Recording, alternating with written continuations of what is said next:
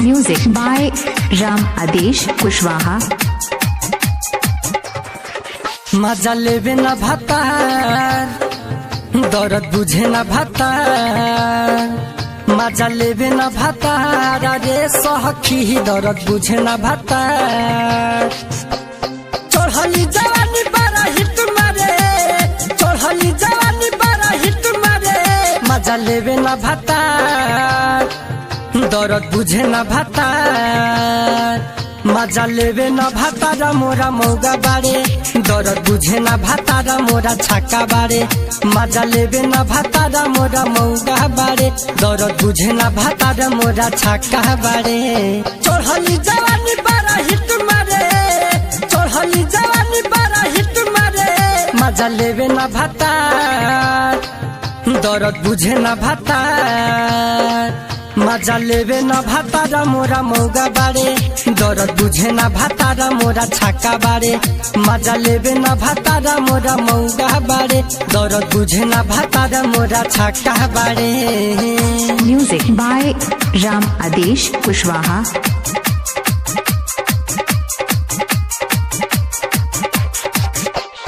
चढ़ली जवानी हम छोड़ा तारे पानी, मौगा मरद नहीं बुझे परेशानी, चढ़ली जवानी हम छोड़ा तारे पानी, मौगा मरद नहीं बुझे परेशानी। कहियो न गोदिया में लत बारे, कहियो न गोदिया में लत बारे, मजा लेवे न भतार दर्द बुझे न भतार, मजा लेवे न भतार मोरा मौगा बारे, दर्द बुझे न भतार मोरा छक्का बारे, मजा लेवे न भतार मोरा मौगा बारे, दर्द बुझे न भतार मोरा छक्का बारे।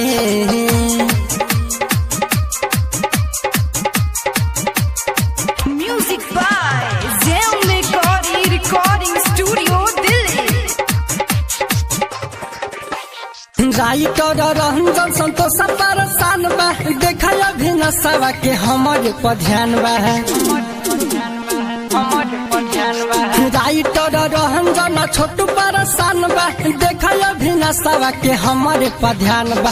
धरता निकोरा सैया भागता रे, धरता निकोरा सैया भागता रे, मजा लेवे न भतार दर्द बुझे न भतार, मजा लेवे न भतार मोरा मौगा बारे, दर्द बुझे न भतार मोरा छक्का बारे, मजा लेवे न भतार मोरा मौगा बारे, दर्द बुझे न भतार मोरा छक्का बारे।